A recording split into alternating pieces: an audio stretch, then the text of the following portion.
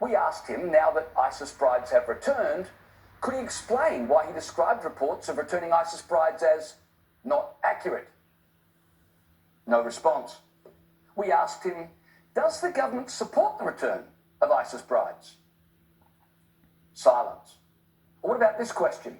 He was asked what policies or procedures guide the government's response to news that these individuals who went to a war zone to support the most murderous terror organisation on the planet are now back here in Australia. Crickets. He was asked if the government had nothing to do with the ISIS brides returning to Australia, who facilitated it? Nothing. Not even a creative half-truth that the Prime Minister spent the best part of the last few years perfecting. The PM doesn't want to lie to the Australian people anymore. So he's decided the best way to prevent himself from lying is to simply keep his mouth closed.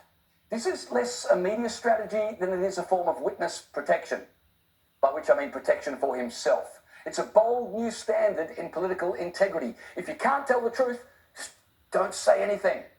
It's almost like he's thinking, if I just stay very, very still, maybe the country won't notice me. The only comment we got from the PM was this, which had to be dragged out of him at a news conference where he was announcing a security pact between Australia and Papua New Guinea. Australia has shown itself willing to assist Australians who manage to smuggle themselves out of Syria in issuing passports and assisting them to return back to the country. Australia did not provide assistance. The Australian citizens, of course, have the right to enter Australia. That's what occurred here. Why don't we repatriate them? That's what occurred here. Right, so neither the ISIS brides nor their kids, who would have been born in Syria, were issued with Australian passports. As for Australian citizens having the right to enter Australia, I note that Australian citizens caught overseas during the COVID pandemic didn't have the right to return to Australia, or at least not immediately. If only they'd been supporting an Islamist terror group, they might have gotten more sympathy. But if people leave this country to support an Islamist regime committed to the defeat of Western civilization such as ours, should they have a right of return?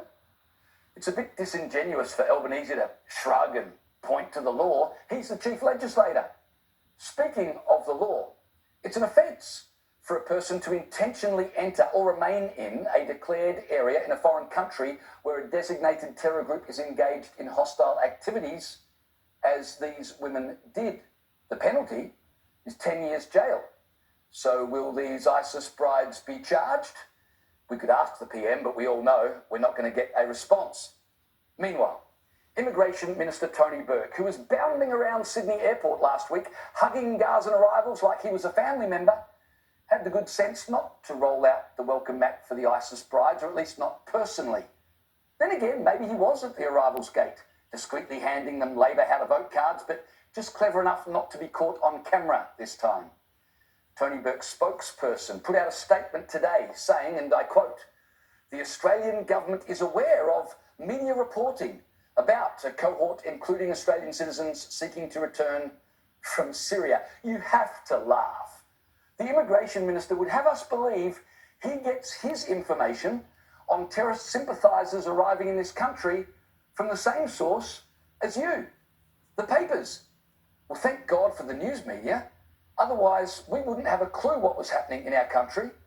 And if you believe the Immigration Minister, neither would he.